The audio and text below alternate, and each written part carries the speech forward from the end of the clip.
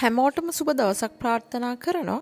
අපගේ මස්ලේ ඇසට නොපෙනෙන නමුත් මේ ලෝකයේ ක්‍රියාත්මක වන අතිසූක්ෂම සංසිද්ධීන් බොහෝමයක් තිබෙනවා. මසස ඉක්මවා දිවසක් අභිඥා බල ලබාගෙන පමණක් දැකිය හැකි මෙවැනි සංසිද්ධීන් ප්‍රතික්ෂේප කරන්න බොහෝ දෙනෙක් පෙළඹිලා ඉන්නවා. බුදුරජාණන් වහන්සේ බුදු ඇසින් දැකලා දේවදූත සූත්‍රයේ යමදූත සූත්‍රයේ තවත් අටුවා ග්‍රන්ථවල විග්‍රහ කරන අභිඥාබලලාභී මහරහතන් වහන්සේලා වෙනත් ආගමික නායකයන් දිවස්ලාභී ඍෂිවරුන් වැනි අයගේ විග්‍රහයන් සමග නිරය එහෙම නැත්නම් අපාය ගැන දැනුවත් කරන්න තමයි අපි සූදානම් වෙන්නේ. අපි මුලින්ම බලමු වෙනත් ආගම්වල මේ නිරය නැත්නම් අපාය කියන සංකල්පය කොහොමද සඳහන් වෙන්නේ කියලා. පොදුවේ ගත්තම අපාය කියලා කියන්නේ මිනිසුන් ලෙස සිටියදී කළ දේවල් වලට දඬුවම් විඳින්න වන ස්ථානයට. පව් වැඩ ලෙස සම්මත දේවල් කරන අයට සදාකාලිකවම යන්නට සිදුවෙන දඬුවම් දෙන ස්ථානයක් විදියට තමයි කතෝලික ආගමේ අපාය සඳහන් වෙන්නේ. කතෝලික ක්‍රිස්තියානි දේවධර්මයට අනුව දෙවියන් වහන්සේගේ නිශ්චිත විනිශ්චය අනුව පසුතැවිලි නොවන පෞකාරයන්ට පොදු විනිශ්චය ලබා දෙන ස්ථානය තමයි අපාය වශයෙන් හඳුන්වන්නේ. ඉස්ලාම් ආගමේ පව්පින් ගැන කියලා දෙනවා පාපයේ විපාක වශයෙන්. එක බොරුවක් කිව්වොත් ස්වර්ගයෙන් බඹ 60ක් ඈතට විසි වෙනවා කියලා සඳහන් වෙනවා. දෙවියන් වහන්සේ විසින් ලබා දුන් මාර්ගය නොපිළිපදින්නාට සහාය ප්‍රතික්ෂේප කරන්නාට දැඩි දඬුවම් ලබා දෙන ස්ථානයක් ලෙස අපාය හඳුන්වනවා.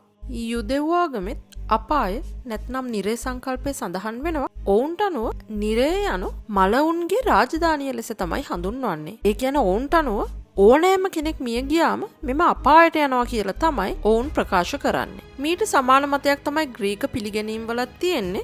හේඩීස් නම් දෙවියෙකු විසින් පාලනය කරනු ලබන මලවුන්ගේ රාජධානිය ලෙස අපාය ඔවුන් හඳුන්වනවා. සියල්ලෝම මරණින් පසු එහි යන බවත් ඔවුන් විශ්වාස කරනවා. බුදුදහමට අනුව නිරය කියලා කියන්නේ සත්වයන් විසින් සිදු කරගන්නා වූ කර්ම ශක්තිය විපාක දෙන්න හේතුඵල වශයෙන් සකස් වුණ ස්ථානයකට.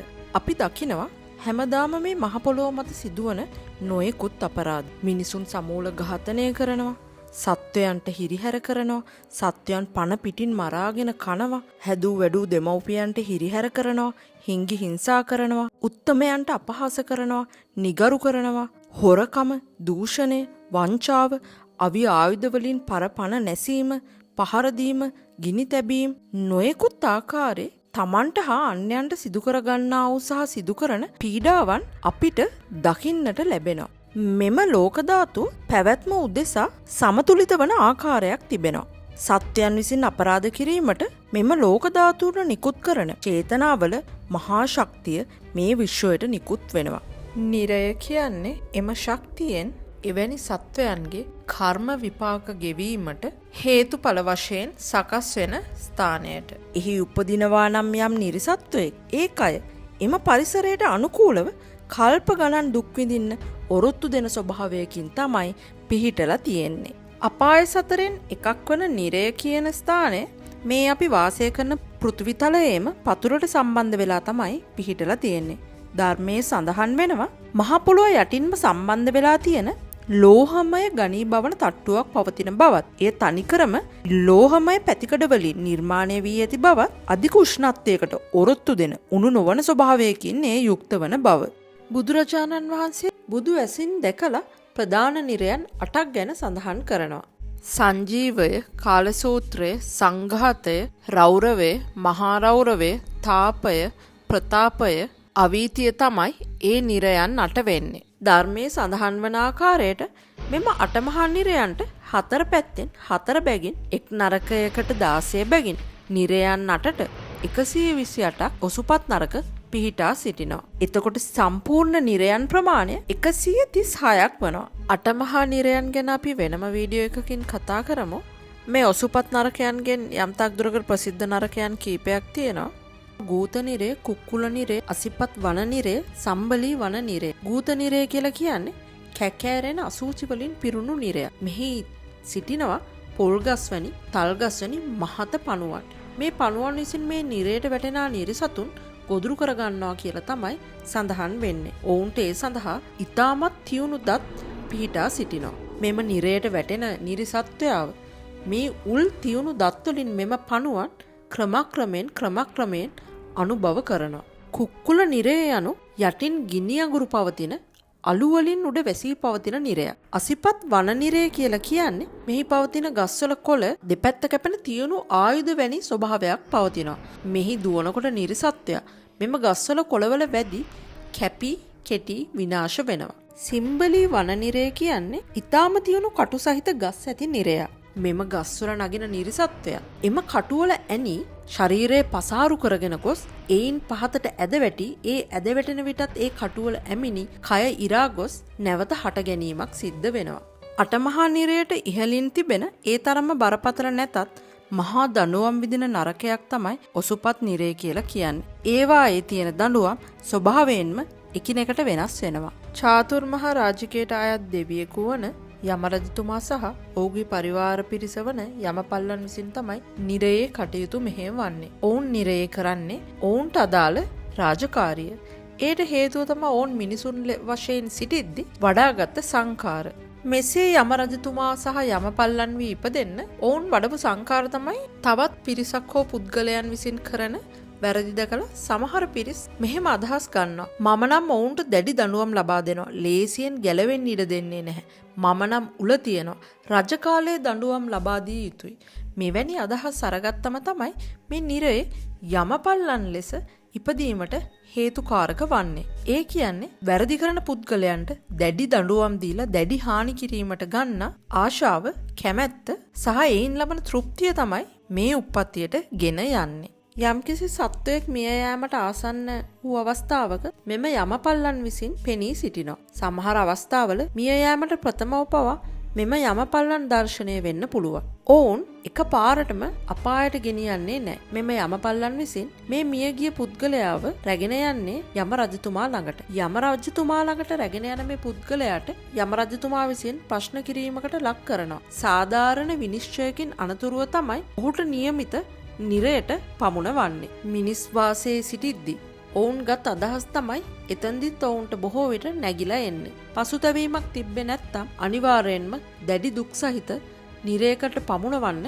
යම රජතුමා කටයුතු කරනවා. ඒ නිසා Taman අතින් යම් වැරද්දක් වුණොත් වැරද්ද ලෙස දැක පසුතැවීම ඊටමත් කාලෝචිත වෙනවා. යම රජතුමා කියන චාතුර් මහා රාජිකයට අයත් දේවතාවෙක් වුවත් ඔහුටත් සිද්ධ වෙලා තියෙන්නේ මේ නිරයේ වැරදිකාරයන් අතර ඉඳගෙන දඬුවම් ලබා දීම තීරණය කිරීම. එයත් ඔහු මිනිසෙක් ලෙස සිටිද්දී කරගත්ත කර්ම විපාකවලට අනුකූලව ලබාගත් උප්පත්තියක් වෙනවා.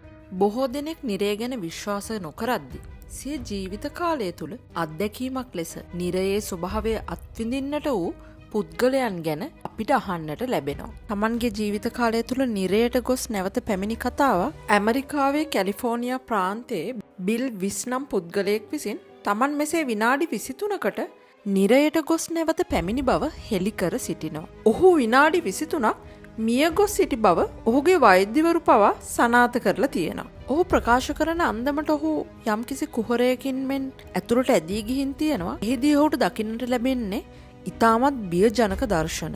අධික රස්නයකින් යුතු මේ ප්‍රදේශයේ යම්කිසි ශක්තිමත් මිනිසුන් පිරිසක් තවත් මිනිසුන්ට ප්‍රහාර එල්ල කරමින් පණ පිටින් කපා පුළුස්සමින් එම ලෝදිය කටවල් වලට වක් කරමින් සිටින බවත් ඔහු දැක තිබෙනවා. ඒ වගේම මහා ලෝදිය ගංගා ගලා ගොස් එම ගංගාවල ගසාගෙන යමින් විලාප තියෙන පිරිස් සිටි බව ඔහු හෙළි කර සිටිනවා. එතෙන් පටන් ඔහු අදහන ආගමට අනුව මෙම නිරේ විස්තර කියමින් ගම් නියම් ගම්වල සැරිසැරීම තමයි මේ පුද්ගලයා සිදු කරන්නේ. Well to hell සයිබීරියාවෙන් නැගුණ අපායේ ශබ්දය. 1999 රුසියානු රජය විසින් සයිබීරියානු ප්‍රදේශයක පර්යේෂණයක් සිදු කරනවා. මෙහිදී ඔවුන් එක්තරා උපකරණයක් පොළොව අභ්‍යන්තරයට යවන එක තමයි සිදු කරන්නේ. මෙම උපකරණය ඉතාමත් විශාල උෂ්ණත්වයකට ඔරොත්තු දෙන ලෙස තමයි ඔවුන් සකසලා තිබ්බේ. ඔවුන් විසින් මෙම උපකරණය පොළොව අභ්‍යන්තරයට කිලෝමීටර් 14.2ක් දුරට යවද්දී ඔවුන්ට හම්බෙලා තියෙනවා එක්තරා විශාල කුහරයක්. එහිදී මෙම උපකරණය සෙල්සියස් අංශක 1000 අභිබවා ගිය ඉතාමත් විශාල උෂ්ණත්වයකට ලක් වෙලා විනාශ වෙලා යනවා. මේ විනාශ වීමට ප්‍රථමව මෙම පර්යේෂණයට සම්බන්ධ වුණු පර්යේෂකයන්ට අහන්නට ලැබෙනවා එක්තරා ශබ්දයක්. ඔවුන් මුලින් හිතන්නේ ඔවුන්ගේ උපකරණයේ යම්කිසි දෝෂයක් නිසා ඇති වුණ ශබ්දයක් බව. සාවධානව අසාගෙන සිටිද්දී සාමාන්‍ය මිනිස්සෙකුට දරාගත නොහැකි මට්ටමේ මිනිස් කටහඬවත් මිලියන ගානක අඳෝනාවක් ඔවුන්ට අසන්නට ලැබුණු බව ප්‍රකාශ කර සිටිනවා. එම සිද්ධියෙන් පසු එම පර්යේෂණ කණ්ඩායම මානසික ව්‍යාකූලත්වයකට පත්වෙලා ප්‍රතිකාර පවා ලබා ගැනීමට සිදුවන බව තමයි සඳහන් වෙන්නේ.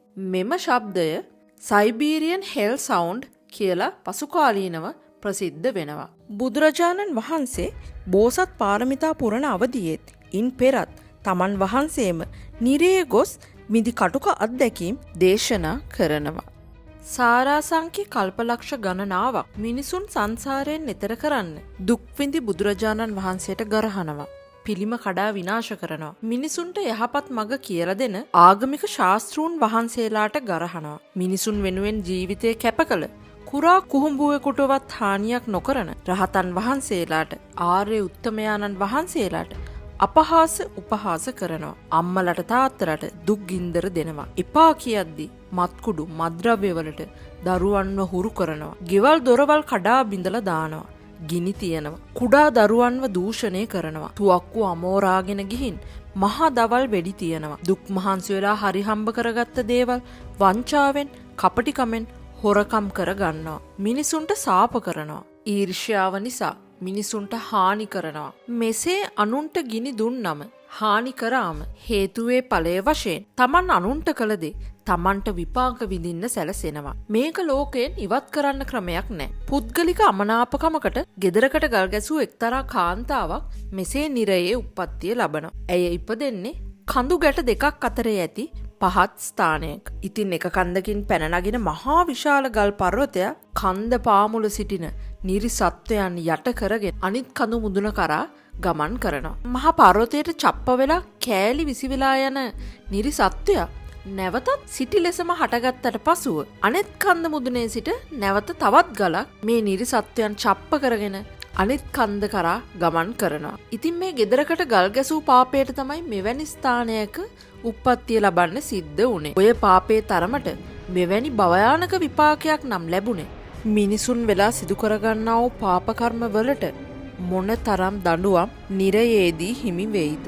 ඉතින් මේ නිරය කියලා මේ වගේ ස්ථානයක් තියෙනවා. මෙහි ස්වභාවය මෙහෙමයි. මේ වගේ විපාක දෙන ක්‍රියාවන් වල නිරත වුණොත් අනිටු ප්‍රතිවිපාක වලට මුහුණ දෙන්න සිද්ධ වෙනවා කියලා අහන්න ලැබෙන එකත් මහා පුණ්‍ය කර්මයක්. මොකද එතකොට තමයි මිනිසුන් වශයෙන් උප්පත්තිය ලැබලා ඉන්න අපිට හැකියාවක් ලැබෙන්නේ එම වැරදි පාපකාරී ක්‍රියාවලින් හැකිතාක් දුරකට ඈත් වෙන්න.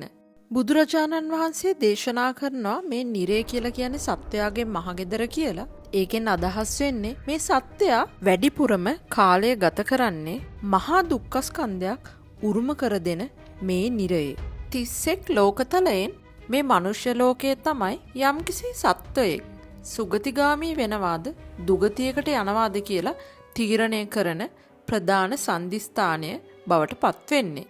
ඉතින් මිනිසෙක් විදියට ලබාගත්ත මේ කෙටි ජීවිතය බොහෝ දෙනෙක් නොදන්නවා වුණාට මහා ෂණ සම්පත්තියක් වනවා මේ මුළු මහත් සංසාර ගමනත් සමග සංසන්දනය කරද්දී. බුදුරජාණන් වහන්සේගේ ධර්මය අහන්න ලැබෙන මෙවැනි යුගයක මිනිසෙක් වෙලා උප්පත්තිය ලැබීම එසේ මෙසේ දෙයක් නන් නෙමෙයි. ඉතින් මේ කෙටි කාලය තුල අන්‍යයන්ටත් යහපතක් කරලා තමනුත් ඒකෙන් යහපතක් කරගෙන තමන්ගේ ජීවිතය සුඛිත මුදිත කර ගැනීමට සියලුම දෙනා අදිෂ්ඨාන කරගත යුතු වෙනවා. අදත් අපගේ වීඩියෝ එක අවසන් වෙනවා. අපේ වීඩියෝ එක ප්‍රයෝජනවත් කියලා හිතනවා නම් අපිව සබ්ස්ක්‍රයිබ් කරන්න අමතක කරන්නත් එපා. ඔයගලන්ට සුබ දවසක් ප්‍රාර්ථනා කරනවා. අපි ගිහින් එන්නම්.